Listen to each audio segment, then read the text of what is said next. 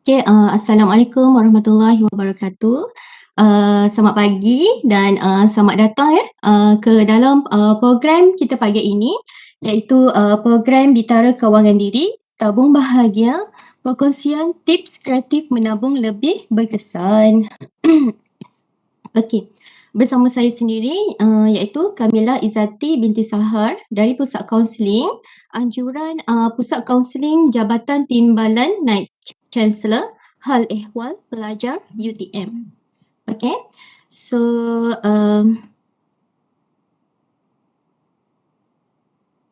sebentar ya. Okay,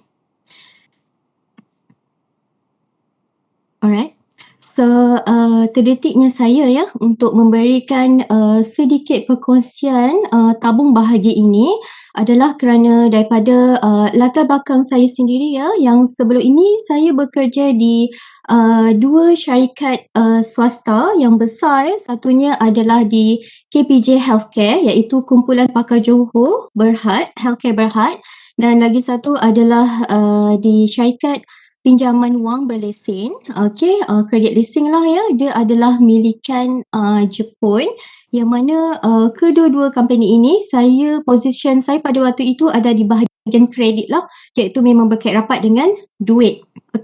Dan background saya sendiri saya ambil jurusan pentadbiran perniagaan, perbankan dan kewangan Islam So, saya berharap dengan sedikit perkongsian ini nanti boleh memberi manfaat kepada semua. Dan boleh amalkanlah salah satu teknik ataupun tips kreatif untuk menabung. Kita terus pergi ke slide-nya. Yang ini adalah definisi. Definisi ini datang daripada Dewan Bahasa iaitu tabung adalah bekas yang dibuat untuk menyimpan sesuatu atau tempat menyimpan wang, sesuatu yang berbentuk bulat torak, silinder, wang derma yang dikumpulkan untuk sesuatu maksud.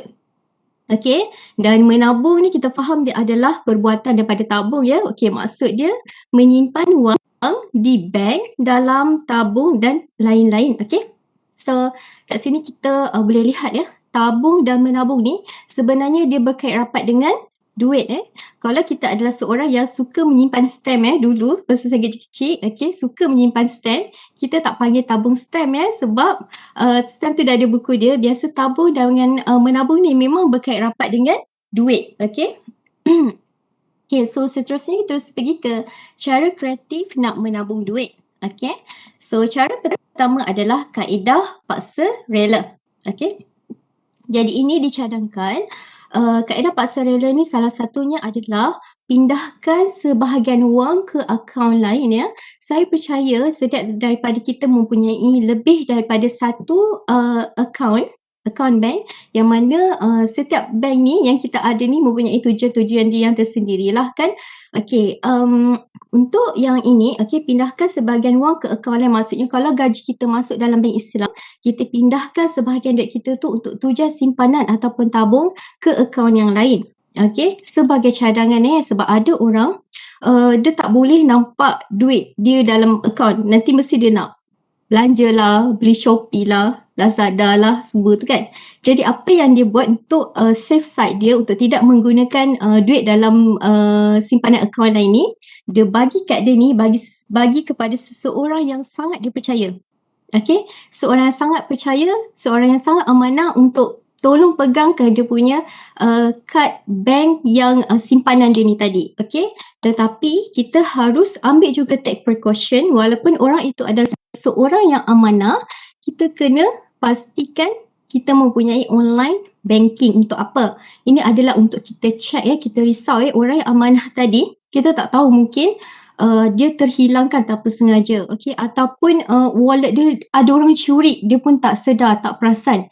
Dan bila kita ada online banking ni tadi, kita boleh check kita punya baki kan, takut ada penggunaan yang bukan daripada kita, orang lain lah, maksudnya ada orang lain pakai, betul kan? So yang kedua cadangannya adalah kutu. So saya percaya kat sini ramai yang pernah dengar kutu. Biasanya dia terkenal masyarakat kita lah terkenal di kampung mereka ramai join kutu ni. Ada yang jumlah yang besar. minimum biasa dalam RM100 lah. Amount jumlah yang besar sehingga boleh mencapai RM800 sebulan ya. So kalau dalam a group, contohlah simpan dalam main kutu ni dalam setahun ke 2 tahun kalau join 800 tu dah bunyinya ribu-ribu kan. Biasanya kalau orang kampung, kalau kita perasan dia kalau buat majlis perkahwinan kan, majlis perkahwinan anak dia tu meriah dan besar. Salah satu cara menyimpan adalah menggunakan kutu ni tadilah, okey. Tetapi main kutu ini juga seperti kita tahu kita tak register dengan mana-mana badan yang boleh menjamin keselamatan duit kita ni tadi, sebab dia adalah atas risiko kita sendiri kan. Jadinya kutu ni biasa risiko dia adalah pada orang yang memegang. Okey, orang yang pegang duit ni tadi sebab kadang-kadang dia belum, orang yang macam kita ahli anak buah, bila kita bayar kutu setiap bulan, tak semestinya kita transfer ke akaun dia Ramai yang bagi cash. Risiko pada pemegang duit kutu ni tadi, kalau misal kata pada waktu itu ada pencuri atau perompak yang datang rumah dia ambil duit dia tadi, so risiko kat situ untuk dia bayar balik. Risiko yang lain adalah bila dia main satu jumlah yang besar, contohnya RM800 tadi untuk kutu, dan tiba-tiba bulan berkenaan duit dia tak cukup untuk 800. Jadi itu ada risiko juga kepada penerima pada bulan berkenaan mungkin akan kurang So risiko-risiko ini perlu kita ambil maklum dan ambil tahu, dan kita kena sedar setiap kali kita join kutu ni, kita kena tengok kemampuan kita. Amount besar ke amount kecil, yang mana kita boleh commit lah. Jadi ini kaedah pertama. Kaedah yang kedua adalah simpan 1/3 gaji bersih setiap bulan ke akaun lain, dan 2/3 dibelanjakan Maksudnya setiap bulan kita dapat gaji, kita asingkan dulu komitmen, bayar kereta, bayar rumah, mungkin motor, kita asingkan. Kalau ada sewa rumah sewa tak nampak dah gaji kan. Kalau kita menyewa, kita asingkan siap-siap semua komitmen kita, termasuk bil, kita punya transport minyak kereta contohnya, ataupun tol kita asingkan.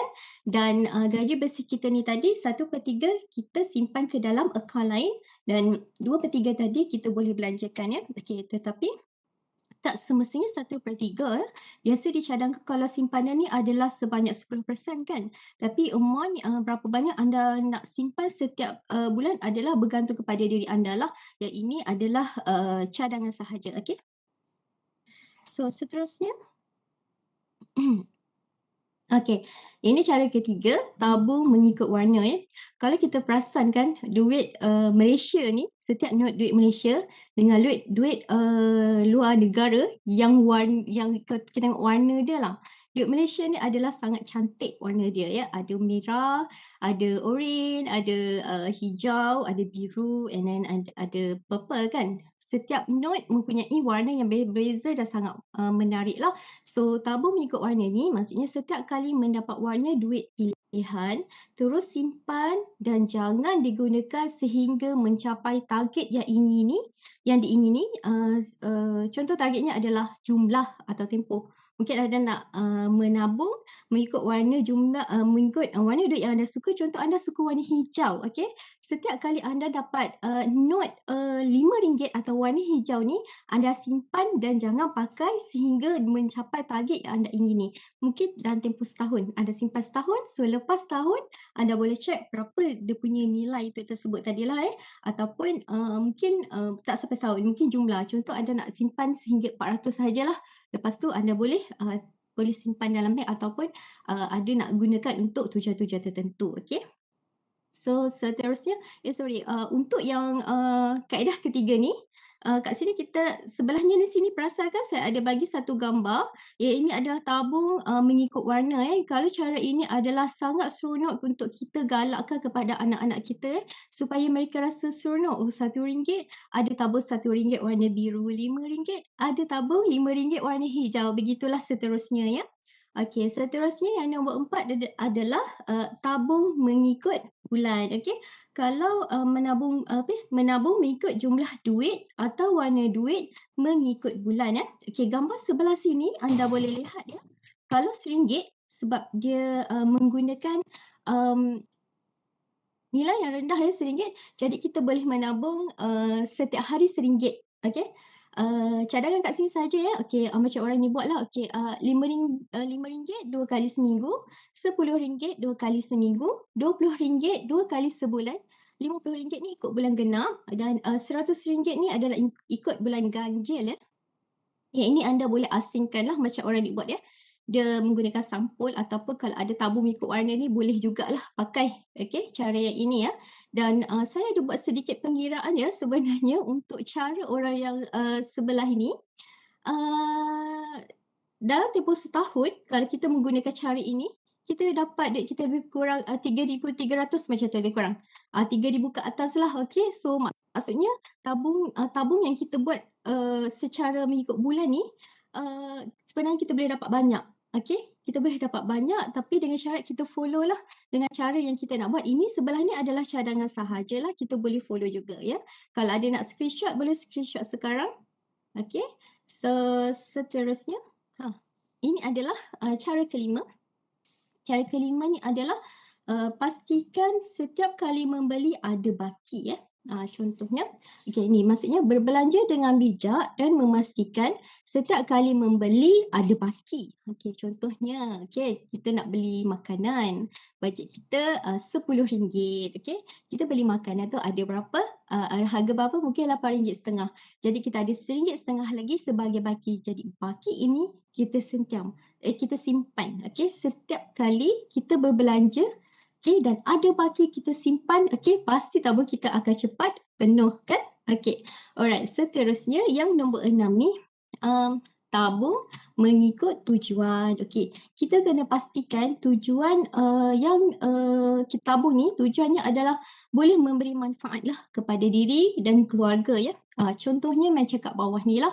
Setiap tabung ada tujuan dia ya, untuk perkahwinan, untuk rumah, mungkin deposit lah kan, dan seterusnya untuk tabungan anak-anak dan tabung persaraan. Okey, dalam keluarga jika sudah berkeluarga dan mempunyai anak-anak, okey, pastikan ya anda kena memastikan tabung perkahwinan ni untuk apa. Okey, janganlah kita berprasangka kepada pasangan kita ya. Kita kenalah sabar-sabar berkomunikasi ya, dan perkahwinan komunikasi ni sangat penting. Kita tanya, tabung perkahwinan ni untuk apa sebenarnya? Okey, biasanya adalah untuk belanja hangus perkahwinan anak-anak biasanya lah ya. Okey, so yang sebelah ni travel tabung untuk travel, education, home, family, car, marry. Okey, yang ini biasanya adalah untuk orang yang belum berkahwin lah ya, sebab kat sini ada marry, untuk car, family, home. Kita nampak lah. So kita kena pastikan setiap yang kita tabung ni, okey, salah satu caranya ada tujuan-tujuan yang tertentu. Okey, ada juga orang contoh dia nak beli barang-barang macam gadget ke, dia nak mengelakkan hutang sebab sekarang ni gadget pun ada loan dia bukan saja hanya di kedai phone tu, mungkin dia ada buat dengan credit leasing ataupun Ion pun ada ya untuk loan gadget lah. Dan semestinya kalau credit leasing dia punya interest dia sangat-sangat tinggi biasa 18%. Jadi adalah lebih baik kalau kita boleh menyimpan sendiri dan untuk mengelakkan hutang lah. Okey, seterusnya. Okey, nombor 7, ini adalah menabung secara tetap yang pertama adalah pelaburan, fixed deposit ataupun ASB. Okey ya. Okey, untuk pelaburan, biasanya pelaburan adalah untuk jangka masa panjang dia ada tempoh mature dia. Okey, so pelaburan ini berbentuk investment ni anda boleh tanya semula kepada, tengok kalau bank ada ke tak ada, ataupun biasa dengan insurans lah Insurans pun ada untuk pelaburan. Okey, sehingga umur 50 something, saya tak pasti umur berapa, anda boleh tanya kembali kepada ejen insurans yang berdekatan dengan anda, ada tak untuk tabung pelaburan. Okey, pelaburan ni biasanya memang kita gunakan untuk apabila kita sudah berpencen nantilah. Okey, kemudian adalah fixed deposit. Kalau fixed deposit dengan bank ni, anda boleh survey dengan bank mana yang anda bersesuaian dengan anda dan mudah berurusan. Biasanya kalau kita survey untuk fixed deposit dengan bank ni adalah kita check dia punya keuntungan dia lah, dividen dia atau faedah dia lah ya. Tapi fixed deposit ni dah ada tempoh, ada paling pendek 5 tahun kalau tak silap saya sekarang ya, 5 tahun, ada 10 tahun macam tu. Dan kemudian adalah menabung secara tetap adalah menggunakan ASB, Amanah Saham Berhad Bumi Putra. Okey, Amanah Saham Bumi Putra ini dia ada simpanan, dia ada dua kan. Dia ada simpanan dan dia juga ada loan, pinjaman. Kalau simpanan macam biasalah ikut pada kita lah ya, kita nak simpan macam mana setiap bulan macam kita boleh guna cara pertama tadi kita simpan ke akaun lain. Maksudnya boleh lah pakai ASB, simpanan ASB. Okey. Kalau yang loan, okey, anda kena buat sedikit survey, adakah ia menguntungkan atau sebenarnya dia lebih rugi. Okey, anda kena check balik, dan kalau anda join loan ASB, anda kena ambil tahu, okey, kena ambil tahu sekiranya anda ingin terminate. Ya, kita tak boleh terminate sesuka hati ya. Okey, pernah terjadi seseorang individu tu dia nak terminate loan ASB dia. Dia pergi bank, terminate macam biasa tanpa diinform dan diketahui dan tidak di-disclose lah oleh bank. Sebenarnya kalau nak terminate, dia kena ada tempoh. Okey, kalau sebelum tempoh dia kena bayar denda. Okey, dan individu ni tak tahu selepas setahun tiba-tiba ada satu surat sampai ke rumah, dah amaran yang ketiga kita tak pernah telefon, tak dapat amaran pertama, tiba-tiba dah amaran terakhir dengan satu jumlah wang yang dia kena bayar beratus juga masa tu. So perkara ini kita kena ambil maklum sebelum kita ambil apa-apa produk daripada bank, kita kena tahu pro and cons dan juga kena tahu kelebihan dan risiko yang akan anda hadapi. Okey. So seterusnya cara yang ke-8 adalah tabung online. Ini saya jumpa dalam Maybank to You. Saya percaya ramai yang tahu berkenaan dengan produk daripada Maybank to You, iaitu MAE, okay, Maybank Everything Anything Okay. So dia ada 3 cara lah kat sini yang ditunjukkan, iaitu yang pertama save up solo, save up together or add booster. Okay. Kalau save up solo, gambar seperti di bawah ini. Okay, target goal anda adalah 12,000. Contoh 12,000 anda nak buat apa? Mungkin buat beli motor lah. Okay, mungkin beli motor ataupun nak letak deposit ke, kereta ke, rumah ke, macam tu kan. So letakkan satu anda punya tujuan lah. Okay, simpan untuk apa. Kemudian kat sini nanti setiap bulan kena masukkan amount lah, berapa. Saya rasa kat sini dia fix lah. Sebulan berapa macam tu kan, ada setting dia kan. So daripada situ kita boleh check kita dah simpan berapa dan berapa baki kita kena tambah lagi, dan bila tempoh kita cukup amount untuk capai kita punya goal. Sebab kat situ dia ada setting lah, macam kat bawah ni kan ada goal duration, ada start date, end date dia. Okay, yang kedua ni save up together. Save up together ni in a group dalam group boleh masukkan lah dalam beberapa orang. Masing-masing mempunyai goal yang sama. Kat sini contohnya 2,400 I think. 2,400 dalam grup. Mungkin tujuan dia nak pergi melancong lah tapi bajet masing-masing. Jadi dia nak pastikan semua orang pergi sama-sama, dia buatlah cara macam ni lah. Okay. So kat situ kita pun dapat lah dia punya ada lagi berapa, kita punya ada lagi berapa untuk capai 2,400 total untuk semua ni 12,000 Ini contoh yang kedua lah, save up together ataupun add booster. Kaedah MAE punya produk daripada Maybank ni, saya ambil bulat-bulat daripada Maybank to You online nanti boleh cek juga di sana lah. Okay, yang ini adalah add booster. Dia ada 3 cara. Okay, yang pertama spare change ini maksudnya kita simpan baki. Okay, dia bertindak sebagai kita punya, macam kita punya tabung yang manual kita masuk tiap-tiap kali tu kan. Jadi kalau add booster ni ada tabung online. Okay. So di sini contohnya scan dan pay. Contohnya anda nak beli makanan. Kan, anda beli makanan, anda set kat situ RM10. Okay. Bila anda beli, okay, anda scan and pay ni tadi, jumlahnya adalah RM9.90 Jadi 90 sen tadi, okay, RM9.10 ni jumlah makanan. So 90 sen duit baki anda ni tadi automatik akan dimasukkan ke dalam tabung anda ni. Okey, tapi mesti ada anda kena add booster ni dan tak sesaya ni anda kena untuk menggunakan produk MAE, anda kena download dulu MAE apps. Okey? Baru boleh anda manfaatkanlah. Okey, cara yang kedua scan and save. Ini pun lebih kurang sama, maksudnya bila anda membeli, anda setkan berapa yang akan simpan dalam anda punya tabung. Okey, macam dia bayar RM100 menggunakan merchant dan dia dah set tadi 20% kan. Jadi 20% daripada RM100 adalah RM20 akan terus masuk ke dalam tabung dia lah. Okay, dan cara ketiga, guilty pleasure ya. Kenapa guilty pleasure ni? Sebab we want to make retail therapy feel a lot of less guilty for you Maksudnya, dia bagi contoh ni macam kita shopping lah Shopping pun salah satu, ada orang shopping adalah salah satu dia riliskan dia punya tension dia, beban kerja dia bila dia shopping dia rasa happy. Tapi nak mengurangkan rasa bersalah shopping ni kan, sebab biasa kalau shopping mesti amount banyak kan, satu jumlah yang besar kan.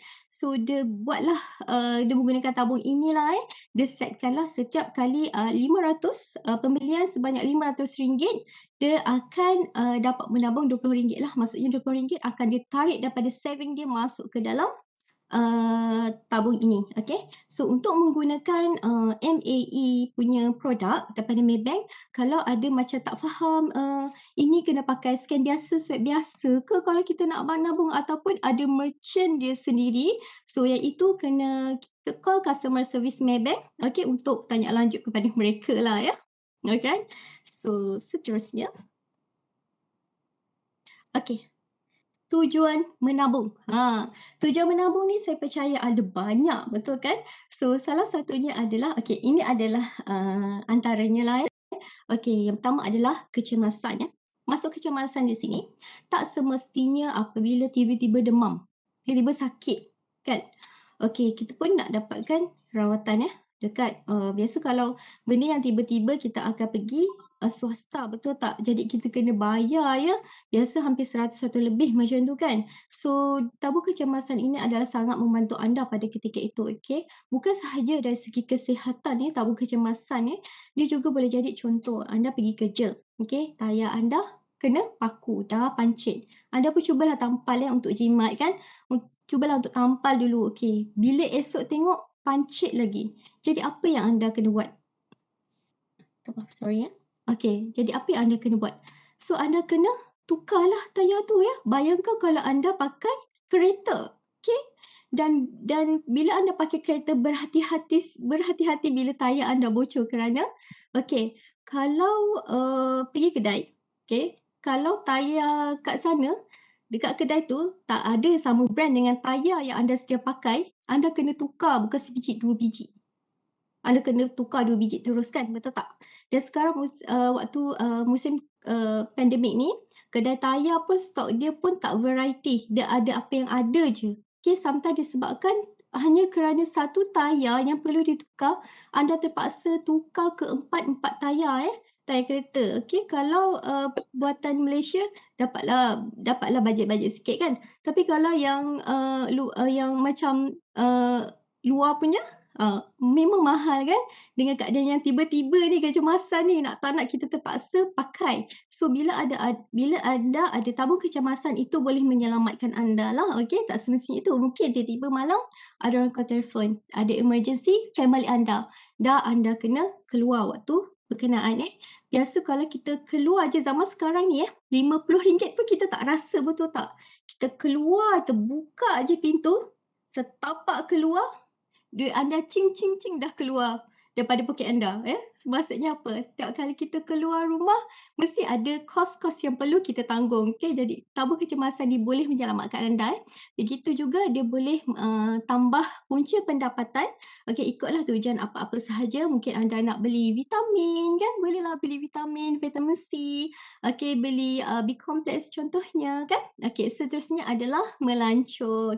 Selepas kita tengok nanti pengumuman kerajaan, mana tahu lepas dapat second dose kes kurang, kita boleh pergi melancong, betul tak? Kalau akan datang mungkin kes telah turun dan keadaan kita telah pulih sepenuhnya, kita boleh ke luar negara, betul tak? Jadi waktu COVID ni kita kumpul dulu duit banyak-banyak untuk melancong, so nanti kita boleh melancong sakan lah ya. Boleh juga untuk shopping ya kalau ada duit lebih waktu ketika itu ya. Semua ini adalah untuk mengelakkan daripada anda berhutang ya. Kita tak nak nanti lepas kita seronok-seronok, melancong, shopping, balik kita macam diam. Ya Allah, adik aku habis. Kita tak nak benda ni terjadi. Pastikan bila anda melancong ada duit, balik nanti anda masih ada duit untuk survive. Okay, seterusnya adalah kahwin. Okay, kita faham kalau kahwin ni memerlukan belanja yang sangat besar sampai ada orang sanggup berhutang untuk meraihkan hari raja sehari yang hanya sehari ni. Okay, ada yang ambil sampai berpuluh-puluh ribu. So itu bagi saya adalah tidak sesuai ya. Kenapa? Sebab lepas kahwin, kos living kita akan lebih tinggi so expense kita pun memang akan lebih tinggi. Bayangkan kalau kita buat hutang, so nanti lepas kahwin kita nak bayar hutang, kita nak dulu kalau sewa bilik, sekarang kita nak sewa rumah, nampak tak kos itu bertambah kan? Jadi bila kita ada tabung, dia akan menyelamatkan kita juga. Yang seterusnya adalah deposit rumah, deposit kereta atau motor. Ada sesetengah bank, seseorang tu tak perlu pun deposit, tapi ada sesetengah orang bank nak awak letak deposit. So salah satu cara lain menabung lah. Mungkin kita ada simpanan, kita campurkan tabung kita dan dia boleh cukupkan lah kita punya deposit itu. Alright. So seterusnya adalah ampau duit raya. So ampau duit raya ada orang buat macam ni. Dia kumpul duit RM1 tadi. Bukan tujuan untuk tabung saja. Dia bermotif kan untuk menjadikan duit RM1 tadi sebagai duit raya. Bila sampai raya, dia tak perlu risau dah nak kumpul RM1 ke RM2 ke, nak beratur panjang-panjang dekat bank ke, nak tukar duit dah tak perlu dah. Dia dah ada. Jadi dia bagi je anak buah dia. RM2 macam tu. Kalau contoh nak bagi anak saudara RM5 pun boleh buat cara yang sama. Kita tabung duit RM5, RM10 ke boleh. Tapi waktu COVID ni kita kan dah tak jumpa Jangan kata anak saudara adik-beradik sendiri pun tak jumpa, mak bapak kita pun kita dah tak ada jumpa lagi-lagi kalau kita lain negeri. So waktu ni lah anda kumpul, nanti mana tahu kalau dah boleh jumpa kita boleh bagi lebih sikit tapi jangan seram lah kalau tiba-tiba yang ada bagi nombor akaun kalau yang ada bagi nombor akaun takkanlah kita transfer RM1 lebih lah sikit macam tu kan. So semua ni tujuan menabung ni ada banyak dan kita boleh menjadikan dia sesuatu yang menarik untuk diri kita dan anak-anak kita dan ahli keluarga kita untuk tujuan-tujuan yang penting dan tujuan-tujuan yang tertentu. Seterusnya kelebihan menabung. Satu adalah mencegah dan mengelakkan berhutang. Kenapa saya cakap begini ada orang hanya disebabkan nak pakai RM2,000 dia sanggup berhutang ada yang berhutang dengan individu tapi kalau hutang berindividu, kalau anda ada orang pergi ke anda nak pinjam dengan anda RM2,000 tiba-tiba, anda bagi ke tak? Dan anda tahu orang itu ada kemungkinan tak bayar. Bahaya kan? Tapi kalau kita menabung, kita boleh mengelakkan diri kita juga untuk berhutang.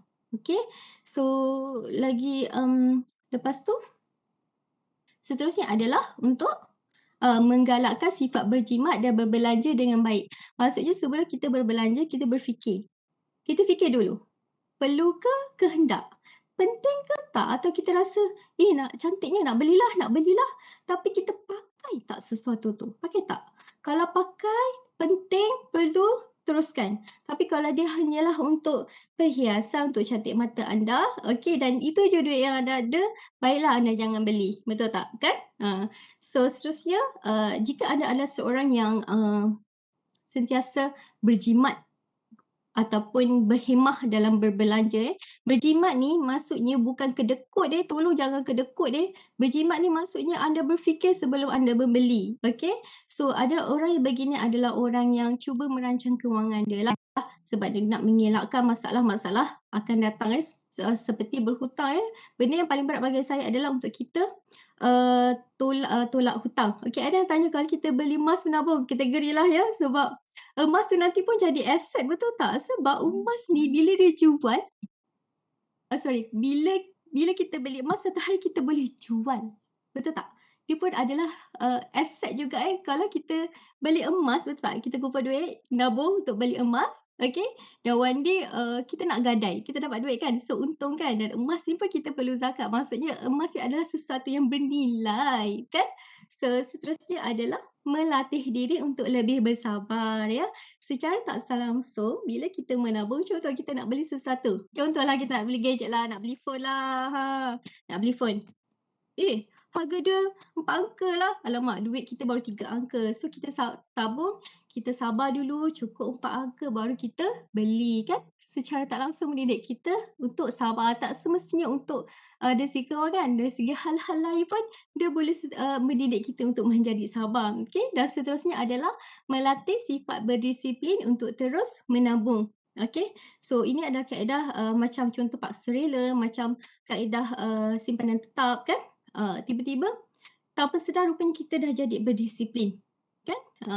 So ini adalah kelebihan menabung yang kita boleh nampak kan. Dan seterusnya adalah sini saya nak sharekan sikit, dan ini adalah slide saya yang terakhir sebenarnya. Ini adalah risiko menabung secara fizikal atau online ya. Okey, kalau fizikal dan online adalah risiko hilang kerana dicuri. Kalau fizikal takut orang rompak kita, curi kita tapi kita sedar masuk rumah kita ambil barang-barang berharga ya. Sekali ambil tabung kita ya.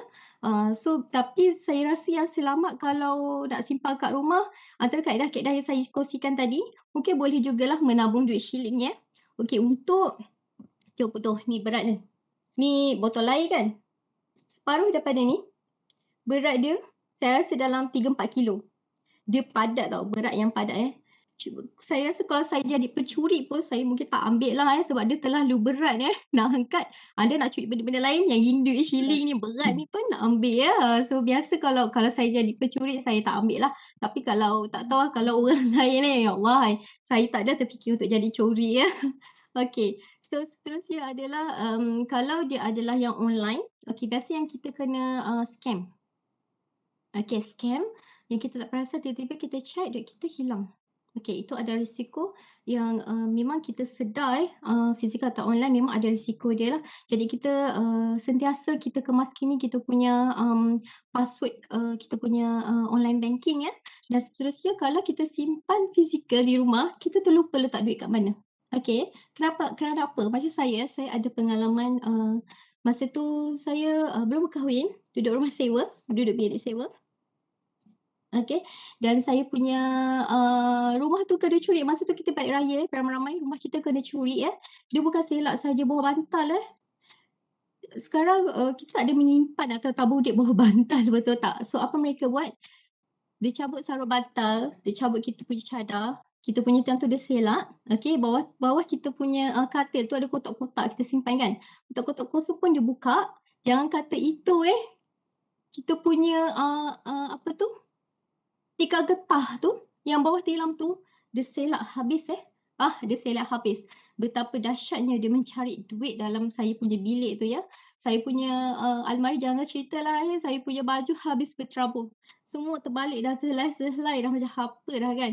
Okay, so mungkin ada orang disebabkan difikirkan faktor ini, dia cuba meletakkan duit dia di tempat yang lebih selamat, yang tidak sesiapa pun terfikir duit tu berada di situ Bahayanya kita lupa.